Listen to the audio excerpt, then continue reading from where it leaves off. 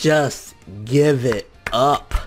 Give it up for Muten Roshi-sama, Master Roshi, bro. We need to change this title of this arc, or fucking we change the title of the entire series to Dragon Ball Master Roshi for the motherfucking win super, okay? Because as it stands right now, in my humble opinion, Master Roshi is easily the best thing about the Tournament of Power as of right now. As it stands right now, I know we got a lot of cool shit to look forward to shortly after this episode, next few episodes or whatever, but as it stands right now, Master Roshi has owned this tournament so far. Everything he's done, this is what I wished for and I thought was never in a million years going to happen, for Master Roshi to get multiple awesome and amazing moments. Not only that we had that last episode, you know, there's already been a couple episodes with Roshi, but especially that one episode that had us all tearing up and shit. But then this episode again, he's trying to, like, yo, the ambition of Roshi. Like, I'm just like flabbergasted. He almost, and if it wasn't for him being injured, if he was completely fine, he would have succeeded. He almost put Frost in the Mafuba, which honestly I do think that he definitely would have died. If he would have succeeded in getting Frost into the Mafuba, he would have died, because Frost is which to a certain degree, obviously it's that Dragon Ball Super, the way they're doing the power scaling now, which doesn't make sense anymore. Like, Roshi should have died from maybe 1 or 2 punches from Frost or whatever, or 1 or 2 blasts. Obviously Frost is holding his power down, so I guess you could argue that, hey, he's really giving him very light taps so that he doesn't kill him or whatever. But, you know, that aside, just saying Roshi almost put that motherfucker in the Mafuba. Like, what video game is coming up next? The Dragon Ball Fighter Z? Put Roshi in there, and I want his special move to be Mafuba. I want a Mafuba, motherfuckers, after this episode and the last episode of Roshi. Like, yo, I'll tell you right now, this episode kicked the last episode's ass by a mile, by a large margin. This episode was awesome. You know what I'm saying? This episode was awesome. But let's take a look at the stats of who has what so far, so we get a general idea of what's left. I know we have a little over 30 fighters. I think after the end of this episode, I want to say we have 33 fighters left, because there was 35 at the beginning and 2 were eliminated by the end of this episode. So I want to say we got 33. We might have somewhere in the early 30s, but yeah. So Universe 2 has 6 fighters left. Universe 3 has 7 fighters left. Universe 4 has 4 fighters left. Universe 6 and 7 both have 8 fighters apiece. Well, after this episode, they have 7 fighters apiece, right? Yeah, because Magetta and Roshi. So they have 7 fighters apiece. So now they're tied up with Universe 3, if I'm not mistaken. And then Universe 11 only has 3, which is again Jiren, Toppo, and Dispo, but all 3 of them, especially Toppo and Jiren, are, you know, OP or whatever. So as of right now, there's still quite a bit. I think Universe 3, definitely they need to start chopping them down a bit, because they're now tied, if I'm not mistaken, with Universe 6 and 7. And Frost is a snake. Frost was responsible for Krillin, and he put the beats on Roshi. So, you know, there's still quite a bit of fighters left or whatever, and we have an idea. It looks as though Jiren is just really the shit, because, like, they still not even worried. Universe 11 is not even concerned that they only have 3 left, because they got Jiren and Toppo and Dispo, which honestly, out of the 3 of them, it looks like Jiren is way at the top of being, like, you know, boss man. Then you got, you know, Toppo, he's there as well. He's pretty fucking strong. I mean, you saw he went up against Goku Super Saiyan Blue and gave him the works.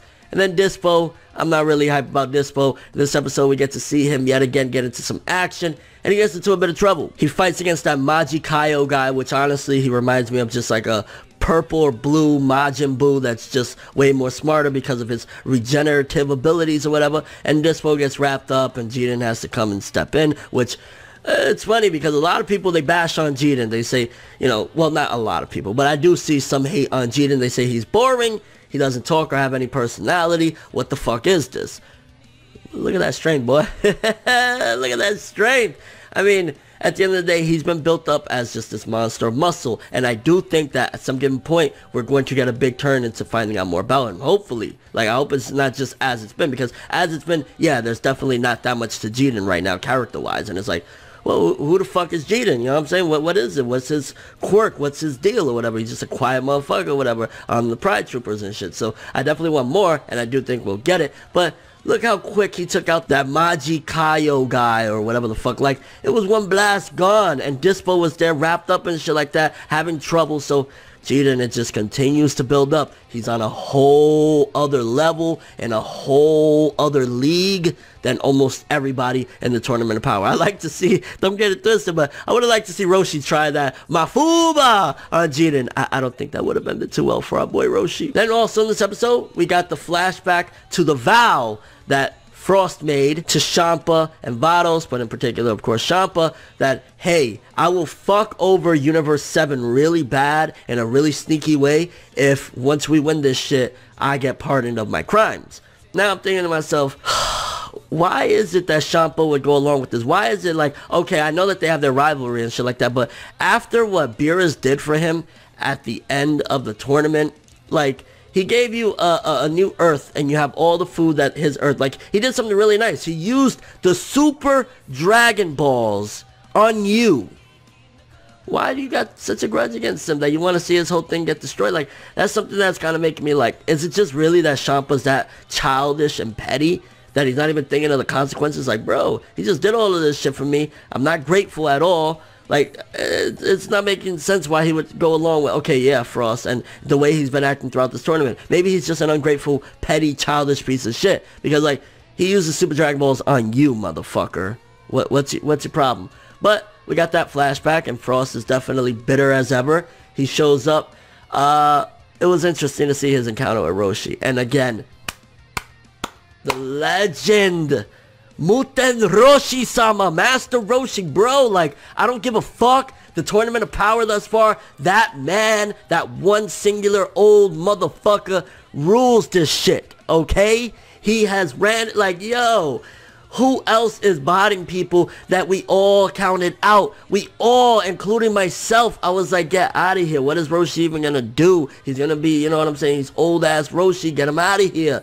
And look, we're getting shit that is like, bro, Jackie Chun, you can't keep the old motherfucker down. I absolutely love almost every moment of Master Roshi in Tournament of Power, and he's clear as day the best thing about the Tournament of Power so far. Again, like I said earlier in this video, that can change. We still have a lot to go. There's still about 37 fighters left or whatever. That can change. As it stands right now, yeah, Roshi won it. And by the way, also, I forgot that Maji Kaio got eliminated too. So there might actually be, what, 32 fighters now? Yeah, 32 fighters, I'm going to say.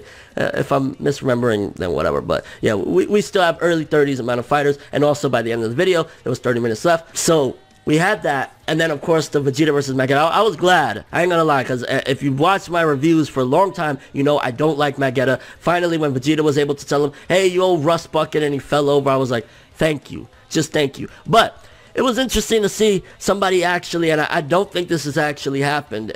Forgive me if I'm misremembering from the old Dragon Ball days or something like that, or even early on, but I don't think anybody was ever able to do a reverse Mafuba. I might be wrong. I might be misremembering, but when Frost did that shit and put Vegeta in there, I was like, ending confirmed. Ending confirmed. That's it. Ending confirmed. I'm glad that the ending wasn't confirmed, because that is a very big list of spoilers that we would have had it been that way. Had Vegeta been the very next one, then we know exactly how the Tournament Power is going down, you know. Then next is the androids and so on and so forth. But no, it didn't go down that way.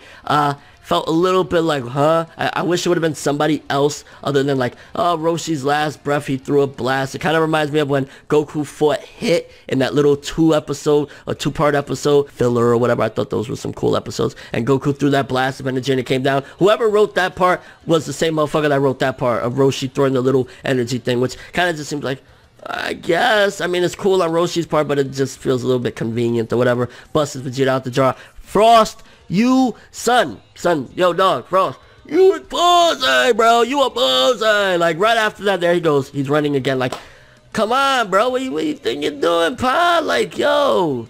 Honestly, this episode, Dragon Ball Super, again, way better than the previous episode. This was a very good to great episode, mainly because of Roshi. And also, it was really interesting in my perspective, anyway, from my perspective, to see Roshi and Vegeta interact. And kind of seeing, once again, I love it. I know a lot of people don't really care for it. I love seeing Vegeta's character development from, you know, you go to Saiyan Saga Vegeta, motherfucker was blowing up planets, not giving a shit, laughing, thinking it's funny. He's even caring about Roshi. He's just very tsundere about it, which for a man to be tsundere is a little bit like, whoa, but he's like, don't think I came here for you, old man. I just don't really like this dude. I'm like, come on, Vegeta, stop the games. And even to give him that advice, yo, you did your thing. It's time for you to step out, go get a senzu bean so you don't die. Like, Roshi gained, and I ain't gonna lie, because I go back to the Dragon Ball, early Dragon Ball days, and I love, you know, especially that first tournament, I love that Jackie Chun shit. So to see him, he gained Vegeta's respect, he gained everybody that's seen his fights respect, he even gained